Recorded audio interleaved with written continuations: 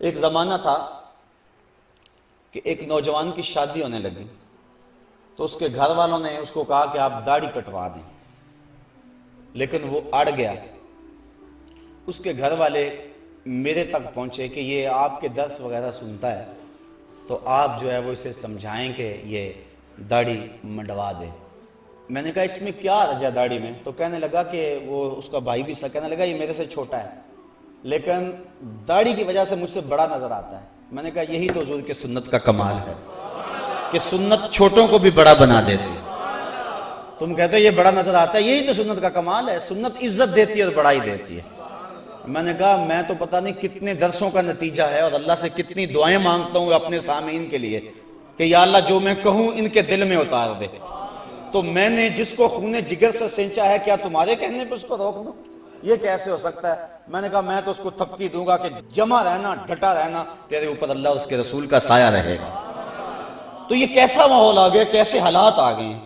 لوگ کہتے ہیں کسی کو مسیتڑ کا تانا، وہ فلاں تو مسیتڑ ہو گیا، کسی کو کچھ کہہ دیا، کسی کو کچھ کہہ دیا۔ تو بعض اوقات ایسا ہوتا ہے کہ کوئی شخص جس نے سنت رسول چہرے پہ رکھی ہے اس سے کوئی ناسزا کام سرزد ہو جاتا ہے تو ہمارے معاشرے میں جھٹ جو ہے وہ اس کے اوپر حملہ ہوتا ہے۔ وہ جا رہا تھا نا وہ بندہ سائیکل پہ، تو لمبی لمبی اس کی داڑھی تھی تو وہ بریک نہ لگی تو وہ کسی میں سائیکل لگ گیا۔ اس نے کہا اتنی بڑی داڑھی رکھی ہوئی ہے۔ اس نے کہا یار داڑھی ہے، بریک تو نہیں ہے، یعنی اس کا تعلق کیا ہے بریک سے؟ لیکن ہمارے معاشرے کے اندر سنت کو خفیف جانا جاتا ہے اور جس کے نتیجے میں اللہ تعالیٰ کی طرف سے ہمارے اوپر یہ وبال ہے کہ ہم ہر وقت مشکلات اور دکھوں میں مبتلا ہیں۔ حضور نے فرمایا عرب جب تک امامے کا التزام رکھیں گے دنیا پہ غالب رہیں گے، اور جب امامہ چھوڑ دیں گے تو ان کا غلبہ دنیا سے ختم ہو جائے گا۔ اور آپ دیکھ رہے ہیں جب سے انہوں نے یہ لباس اتار کے وہ اپنا الگ سا قومی لباس بنا لیا تو ان کا رعب زمانے سے ختم ہو گیا۔ تو سنت کے دم سے رعب ہے۔ اور فرمایا الامائم تیجان العرب، امامے تو عربوں کے سر کا تاج ہے۔ اور جب بدر کے دن فرشتے نازل ہوئے تھے تو ان کے سروں کے اوپر امامے بندھے ہوئے تھے۔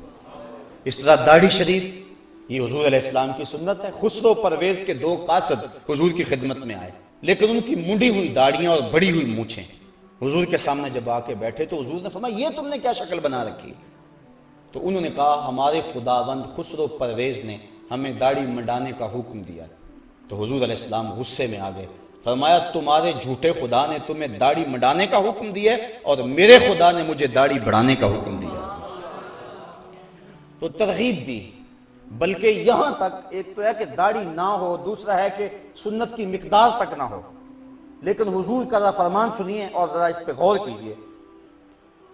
ایک تو داڑھی رکھنا سنت ہے، دوسرا کم از کم مٹھی بھر، اور تیسری سنت یہ ہے کہ داڑھی کا استرسال، یعنی داڑھی کو لپیٹا نہ جائے، اس کے اندر مینڈیاں نہ بنائی جائیں جس طرح کہ کفار موتی پروتے تھے، یا اس کو تو دے کر بالکل اس انداز سے اس کی سیٹنگ کی جائے کہ چھوٹی نظر آئے۔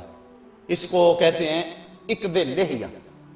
اور یہ بھی جو حضور نے ارشاد فرمایا من عقد لحیتہ انا محمدا بری منہ، فرمایا جس نے اپنی داڑھی کو عقد کیا، داڑھی کو گانٹھیں دی، اس کو تو دیے، فرمایا میری خبر پہنچا دو کہ اس سے محمد بیزار ہے۔ تو نہ صرف یہ کہ اس نے داڑھی رکھی ہوئی ہے اور ہے بھی وہ مقدار سنت کے مطابق، لیکن اس کو تو دیتا ہے، تو حضور نے بیزاری کا اظہار کیا۔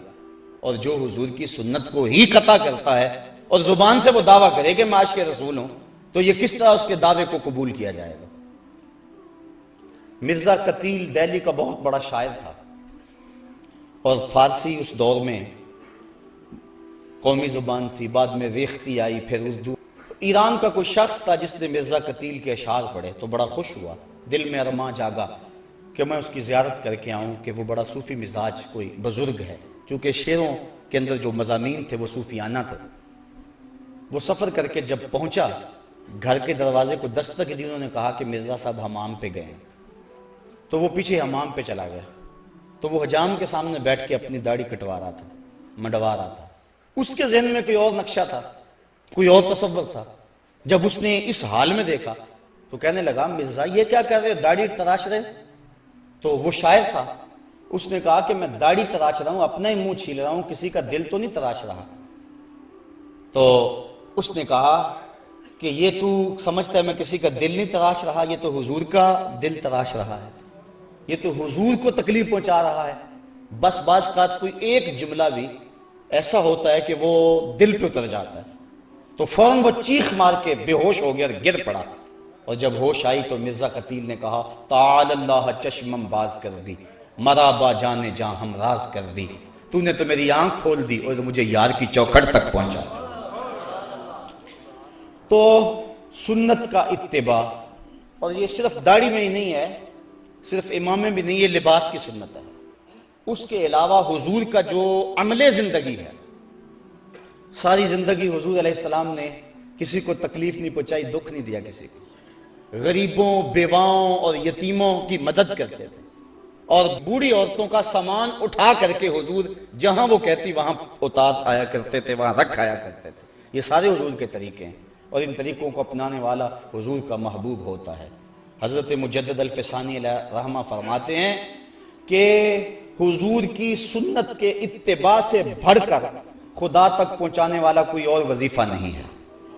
سب سے بڑا وظیفہ جو اللہ تعالیٰ تک پہنچاتا ہے بندے کو، وہ حضور کی سنت کا اتباع ہے۔ اس لیے حضرت خواجہ بزرگ شاہ نقشبند بخاری علیہ رحمہ آپ فرماتے ہیں کہ ہمارا کام سنت کا احیاء کرنا ہے اور شریعت کو رواج دینا ہے۔ ہم دنیا کے اوپر پیری مریدی کے لیے نہیں آئے ہیں، ہم تو اللہ اور اس کے محبوب علیہ السلام کے نظام کو رائج کرنے اور حضور کی سنت کو عام کرنے کے لیے آئے ہیں۔ تو حضور کی سنت کا اتباع ہر معاملے میں اور ہر حال میں یہ ہمارے اوپر ایک تو لازم ہے۔ اور آج جس معاشرے میں ہم جی رہے ہیں، یہاں سنت کی تو پرواہ نہیں کی جاتی، سنت کیا فرضوں کی پرواہ نہیں کی جاتی۔ کیسا ماحول اور کیسے حالات آ گئے، اور ہمارے اوپر جو طرح طرح کی نحوستیں اور عذاب نازل ہو رہے ہیں، اس کی ایک اہم وجہ یہ ہے اور لازمی یہ وجہ ہے کہ ہم نے حضور کی سنت سے رخ پھیر لیا ہوا ہے، اور حضور علیہ السلام کی سنت سے منہ پھیرنا یقیناً اللہ کے محبوب کی ناراضگی کا باعث ہے۔ امام قرطبی نے ایک روایت نقل کی ہے، آ جا کے سہارا تو یہ ہے نا کہ حضور شفاعت کریں گے، لیکن حضور فرماتے ہیں جس نے میری سنت سے منہ موڑا کل قیامت کے دن میں اس کی شفاعت نہیں کروں گا۔ یہی تو ایک سہارا ہے، اور اگر حضور نے بھی شفاعت نہ کی تو بتاؤ کہ ہمارا آسرا کیا رہ جائے گا۔ تو صاحبو، سنت پر عمل یہ ایک مومن کا شعار ہے اور مومن کا مزاج ہے، اور آقا کریم علیہ السلام نے اپنی سنتوں کے احیاء پر کتنا پیارا وعدہ دیا کہ جو فساد امت کے دور میں میری ایک سنت کو زندہ کرے گا، اللہ اسے 100 شہیدوں کا ثواب عطا فرمائے۔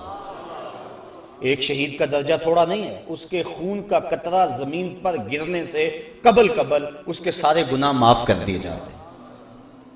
اس نے اپنی جان جیسی متاع عزیز وار دی ہوتی ہے، لیکن جو سنت پہ عامل ہوگا تو اس کو 100 شہیدوں کا ثواب ملے گا، اس لیے کہ سنت پہ عمل کرنا فساد امت کے دور میں انتہائی مشکل ہے۔ نفس روکتا ہے، معاشرہ روکتا ہے، گھر والے روکتے ہیں،